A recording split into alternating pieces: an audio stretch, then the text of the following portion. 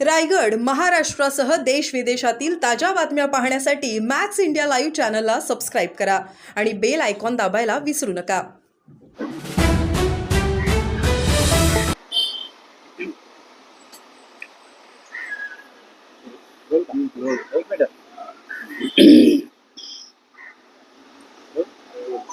तर राज्य मंत्रिमंडळाची आज बैठक आहे. एकीकडे मसाजोगचे नागरिक आहेत, त्यांनी अन्नत्याग आंदोलनाचा पवित्रा घेतलेला आहे. आज तरी धनंजय मुंडेंचा राजीनामा राज्य मंत्रिमंडळ. प्रश्न असा आहे की सरकार काय काम करत आहे. हे सरकार जनतेने निवडून दिलेलं आहे आणि जनतेचा आम्हाला पाठिंबा आहे आणि जनतेच्या भावनेतून हे सरकार आलं आहे असं देवेंद्र फडणवीस सांगतात, अजित पवार सांगतात, एकनाथ शिंदे सांगतात. पण आपण काल पाहिलं असेल, डोंबिवलीमध्ये 65 इमारतींवर बुलडोझर चालवलं. 65 इमारती पक्क्या बांधलेल्या आणि किमान 6,500 ते 7,000 कुटुंब बेघर झाले, रस्त्यावर आले. यांची जबाबदारी कोणतं सरकार घेणार आहे? त्या भागाचे आमदार रवींद्र चव्हाण आहेत, भाजपचे नेते आहेत, भाजप कार्याध्यक्ष आहेत. 6,500 लोक बेघर झाली. भले कोर्टाची काही सूचना असतील, पण या 6,500 कुटुंबांची फसवणूक झालेली आहे. बिल्डरनं खोटे कागदपत्र तयार करून, बनावट कागदपत्र तयार करून, आणि बिल्डर जेव्हा बनावट कागदपत्र तयार करतो तेव्हा त्याला राजकीय आश्रय असतो, राजकीय पाठबळ असतं, त्याने शासकीय यंत्रणा ताब्यात घेतलेली असते आणि म्हणून तो एवढा उंच इमारती उभा करतो आणि खोट्या बनावट कागदपत्राच्या आधारे सामान्य मध्यमवर्गीयांना विकतो. त्या घरांवर त्यांना कर्ज मिळालेली आहे, लक्षात घ्या. म्हणजे बँकांनी त्यांची कागदपत्र तपासून त्यांना कर्ज दिलंय. म्हणजे कागदपत्र बनावट आहेत किंवा खरी आहेत. बनावट असतील तर ती बनावट अशा पद्धतीने बनवली की फसवणूक व्हावी. या सरकारला 6,500 कुटुंब एका क्षणात बेघर होतात, रस्त्यावर येतात. मध्यमवर्गीय कुटुंब डोंबिवली सारख्या ठिकाणी याची वेदना होत नाही, याची लाज वाटत नाही. गौतम अडाणी यांच्या प्रकल्पासाठी, हाऊसिंग प्रकल्पासाठी जेवढी मेहनत करताय तेवढी मेहनत भाजप सरकारनं किंवा जे गृहनिर्माण मंत्री आहेत, मुख्यमंत्री, त्यांनी डोंबिवलीतल्या या 6,500-7,000 गरिबांवर जर मेहरबानी केली असती तर ही लोक बेघर आणि उद्ध्वस्त झाली नसती. रवींद्र चव्हाण पळून जात आहेत. त्या भागाचे आमदार रवींद्र पवार हे पलायन करतायत. जेव्हा त्यांच्याकडे हे लोक दाद मागायला जात आहेत तेव्हा त्यांना भेट देत नाहीत, पळून जात आहेत. हा काय प्रकार? या 6,500 कुटुंब ही जवळजवळ आता मरण पावलेली आहे, रस्त्यावर आहेत. तुम्ही मस्साजोगच्या सरपंचाचा विषय घेताय, त्यांना गोळ्या मारून ठार केलं या सरकारनं आणि 6,500 कुटुंबांना बुलडोझर खाली चिरडून मारलाय. डोंबिवलीच्या दोन्ही ठिकाणी मृत्यूच आहे, मरण आहे. 6,500 कुटुंबाच्या प्रकरणामध्ये कोण राजीनामा घेणार? जी कुटुंब बेघर झालेली आहेत. संतोष देशमुख प्रकरणामध्ये तुम्ही मुंडेंचा राजीनामा मागताय. रवींद्र चव्हाण त्या भागाचे अनेक वर्ष आमदार आहेत, त्या भागाचे अनेक वर्ष आमदार रवींद्र चव्हाण आहेत ना, मग ते राजीनामा देणार आहेत का? जी 6,500 कुटुंब रस्त्यावर आली आहेत, बेघर झाली आहेत, उद्ध्वस्त झाली आहेत सर्वच बाबतीत. मग तुम्ही रवींद्र चव्हाण आणि त्या गेल्या अनेक वर्षातले तिकडले सत्ताधारी मंत्री त्यांचा राजीनामा घ्या ना. त्या जिल्ह्याचे पालकमंत्री अनेक वर्ष कोण आहे? ते राजीनामा देणार आहेत. त्या भागाचे खासदार अनेक वर्ष कोण आहेत? ते राजीनामा देणार आहेत का? ही अत्यंत गंभीर गोष्ट आहे महाराष्ट्रात आणि मुंबईच्या आसपास. आवाज उठवला जाणार का? काही आंदोलन वगैरे केले जाणार का? बघा, आम्ही त्याच्यावर चर्चा करतोच आहोत. लोक आमच्याकडे येतात. मी तुमच्याशी तुमच्या माध्यमातून संवाद साधलेला आहे. हे सरकारपर्यंत जावं, आज कॅबिनेट आहे. या 6,500 कुटुंबांचं भवितव्य काय हे मुख्यमंत्र्यांनी आणि या राज्याच्या तिकडल्या पालकमंत्र्यांनी सांगावं. आणि आम्ही रस्त्यावरती आलो तर आमच्यावर तुम्ही देशद्रोहाचे गुन्हे दाखल करा. सरकारी कामात किंवा न्यायालयाच्या कामात हस्तक्षेप करतात म्हणून. उपमुख्यमंत्री एकनाथ शिंदे समांतर मंत्रालय काढण्याची तयारी आज सामनाला फ्रंट पेज सुरू केलंय. वैद्यकीय मदत कक्ष सुद्धा सुरू केला. वैद्यकीय मदत कक्ष आहे, त्यांचं स्वतंत्र वॉर रूम आहे, कोऑर्डिनेशन एक रूम त्यांनी केलेला आहे. त्यानंतर ते पालकमंत्री पदावरून त्यांचे वॉर्स सुरू आहेत. त्यानंतर असे अनेक बाबतीमध्ये म्हणजे ते स्वतःची स्वतंत्र कॅबिनेट घेतात, ते आपल्या मंत्र्यांची. त्यानंतर त्यांच्या मंत्र्यांना त्यांनी सांगितलेलं आहे की फडणवीसांचे आदेश फार पाळू नका. अशा प्रकारे जेव्हा आव्हान दिलं जातं, हे आव्हान एकेकाळी मुंबईच्या अंडरवर्ल्डमध्ये निर्माण झालं होतं. समांतर सरकार होतं आणि त्याला मी अंडरवर्ल्ड म्हणायचो.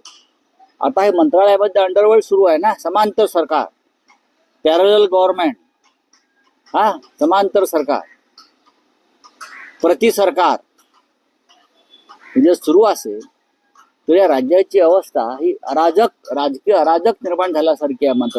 मंत्रालयामध्ये राजकीय अराजक निर्माण झालेलं आहे. देवेंद्र फडणवीस हे खंबीर मुख्यमंत्री आहेत असं आम्ही मानतो. ते हे मोडून काढणार नसतील तर हे राज्य हे अराजकाच्या खाईत ढकललं जाईल. 56-57 आमदाराच्या ताकदीवर जे आमदार भाजपने निवडून आणले ईव्हीएमच्या माध्यमातून, त्या ताकदीवर सरकारला आव्हान देण्याचा हा प्रयत्न सुरू आहे. आम्हाला काय कोणाविषयी प्रेम नाहीये. मात्र शिंदे म्हणतात आमच्यात कुठलाही कोलवाल नसून सर्व थंडा कूल असल्याचं म्हणतात. फडणवीस असतील गृह मंत्रालयाकडून त्यांच्या सुरक्षा व्यवस्था देखील कमी केलेल्या आहेत. मंत्री असतील, आमदार असतील किंवा पक्ष वाय दर्जाची जी सुरक्षा दिली होती आमदारांना, मला YZ वगैरे काय माहिती नाही, पण त्यांनी या राज्यामध्ये YZ करून टाकलेली आहे. या राज्याची त्यांनी पूर्ण YZ केलेली आहे. आणि हे वेड्यांचं सरकार आहे. वेळ लागला या लोकांना. ही वेड्यांची जत्रा आहे मंत्रालयामध्ये. कोणाच्या पायपस कोणाच्या गळ्यात नाही. मंत्रालयात जाऊन पहा तुम्ही, गोंधळ आहे.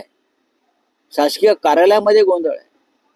गृहनिर्माण खात्यामध्ये, माडामध्ये, SRA मध्ये प्रचंड भ्रष्टाचार सुरू आहे. कूल असल्याचं म्हणतात. फडणवीस असतील गृह मंत्रालयाकडून त्यांच्या सुरक्षा व्यवस्था देखील कमी केलेल्या आहेत. मंत्री असतील, आमदार असतील किंवा पक्ष वाय दर्जाची जी सुरक्षा दिली होती आमदारांना, मला YZ वगैरे काय माहिती नाही, पण त्यांनी या राज्यामध्ये YZ करून टाकलेली आहे. या राज्याची त्यांनी पूर्ण YZ केलेली आहे. आणि हे वेड्यांचं सरकार आहे. वेळ लागला या लोकांना. ही वेड्यांची जत्रा आहे मंत्रालयामध्ये. कोणाच्या पायपस कोणाच्या गळ्यात नाही. मंत्रालयात जाऊन पहा तुम्ही, गोंधळ आहे. शासकीय कार्यालयामध्ये गोंधळ आहे. गृहनिर्माण खात्यामध्ये, माडामध्ये, SRA मध्ये प्रचंड भ्रष्टाचार सुरू आहे. पैसे दिल्याशिवाय सामान्य माणसाची कामं होत नाहीत गृहनिर्माण खात्यामध्ये. मी तुम्हाला 10 उदाहरणं देतो. कारण प्रत्येक अधिकाऱ्याची नेमणूक SRA मध्ये आणि माडामधली ही थेट संबंधित मंत्र्यांना रोकडे पैसे मोजून त्या निवडणुका केल्यामुळे हे अधिकारी सुद्धा लहान लहान कामामध्ये रोज कोट्यवधी रुपयाचा गल्ला जमा करतात आणि संबंधित मंत्र्याला त्या चरणी तो अर्पण करतात. ही माझ्याकडे आजची माहिती आहे. मी लवकरच त्या संदर्भात कोणत्या प्रकल्पामधून किती पैसे घेतले गेले आणि कुठे दिले ही माहिती जाहीर करणार. तर लवकरच ते आता कुंभस्नान जाणार आहे, पवित्र स्नान करणार कुंभमेळ्याला जात आहेत शेवटच्या आठवड्यात. आमदार खासदारांना घेऊन एकनाथ शिंदे ते कुंभस्नानात जाण्यासाठी फडणवीसांनी त्याला एक साबण द्यावा, पवित्र अंग घासायला एक साबण द्यावा, बरं का. बघा तिथे कुंभस्नानात सध्या जे काय चाललेलं आहे, तुम्ही किती धुतलं तर तुमचं पाप धुवून जाणार नाही. या 40 आमदारांचं, गद्दारांचं. गंगा ही पवित्र आहे आणि तिनं आपलं पवित्र जपलेलं आहे. तिथे साधू संत आणि पुण्यात्मे जेव्हा जातात, सामान्य माणूस निष्पाप असतो तो जातो, तेव्हा त्याला ते पुण्य मिळतं. गद्दार, बेईमान, भ्रष्टाचारी जर त्यांना वाटत असेल की आम्ही जाऊ आणि आम्हाला पुण्य मिळेल, तर तसं नाही आहे. ते आम्हाला गंगेचा इतिहास माहिती आहे. मस्साजोगचे ग्रामस्थ आंदोलनाचा इशारा देत आहेत. त्यांचं म्हणणं की जे सह आरोपी आहेत किंवा जो अजून एक आरोपी पकडायचा आहे त्यांना तातडीनं पकडलं जावं आणि पोलिसांनी ज्यांनी या सगळ्यामध्ये मदत केली त्यांना सुद्धा. मस्साजोगच्या ग्रामस्थांचा आवाज कोणी ऐकणार नाही. हे सरकार मूक आणि बधीर झालेलं आहे. या सरकारला आणि मुख्यमंत्र्यांना कोणाला तरी वाचवायचं आहे. त्यांचा जो जुना मित्रपरिवार आहे भाजपा युवा मोर्चामधला, त्यांच्या सहकार्यांना वाचवायचं आहे. नैतिकतेच्या मुद्द्यावर त्यांनी राजीनामा ताबडतोब घ्यायला पाहिजे होता. नैतिकतेच्या मुद्द्यावर आमच्या काळामध्ये मनोज जोशी मुख्यमंत्री असताना नैतिकतेच्या मुद्द्यावरती आम्ही 3 मंत्र्यांना राजीनामे द्यायला लावले. नैतिकतेच्या मुद्द्यावरती आम्ही संजय राठोडचा राजीनामा घेतला होता, ज्या त्यांच्या मंत्रिमंडळामध्ये. पण नैतिकता स्वतःमध्ये असायला पाहिजे. आप बोलिए. सर हम देखिए चीफ इलेक्शन कमिश्नर की नियुक्ति की हुई है देर रात 12 बजे सर। होने तो अभी क्या करेंगे? कांग्रेस इस बात को आपत्ति ले रही है। नहीं, अभी मालूम नहीं। तो देखिए अभी कांग्रेस राहुल गांधी जी उस कमेटी में है. राहुल गांधी जी ने अपनी बात रखी, तो ज्ञानेश कुमार जी है. लेकिन एक बात तो सही है कि राजीव कुमार चले गए, कि उसने इस देश का चुनाव का एक तमाशा बनाया था, वो चले गए. लेकिन अभी ज्ञानेश कुमार जी ये तमाशा बंद करते हैं या और बड़ा तमाशा करते हैं, वो आने वाले दिनों में पता चलेगा. राजीव कुमार जी ने ये कहा है कि उसका टिप्पा इलेक्शन कमिश्नर जो विरोधक है वो इलेक्शन पे ना होते, वो उनकी हार है, ये कौन बताएगा? मानना चाहिए. ये कौन बोले? राजीव कुमार जी को बोलो ये पॉलिटिकल बयान बंद करो. आपने जो नुकसान किया है देश का, आपको इतिहास माफ नहीं करेगा. आपने जिस प्रकार से महाराष्ट्र में जो बेईमान लोगों को मान्यता दी है, आपको इतिहास माफ नहीं करेगा. शिंदे गुट की सिक्योरिटी घटाई गई है, देखते हैं आप. क्या देखना उसको? मुख्यमंत्री का अधिकार है, गृह मंत्री है, उनको लगता है. इनके बीच में ऑल इज नॉट वेल है सर. हाँ, मैं देखिए ऐसा है, ये लोग जो कहते हैं हमेशा शिंदे गुट वाले, क्या हम टाइगर हैं, हम डरते नहीं. और जो उद्धव ठाकरे वाली शिवसेना है वो खत्म हो गई, तो आपको डर किसका है? तो आप आगे पीछे 4 गाड़ियां लेकर क्यों घूम रहे? आपको डर किसका है?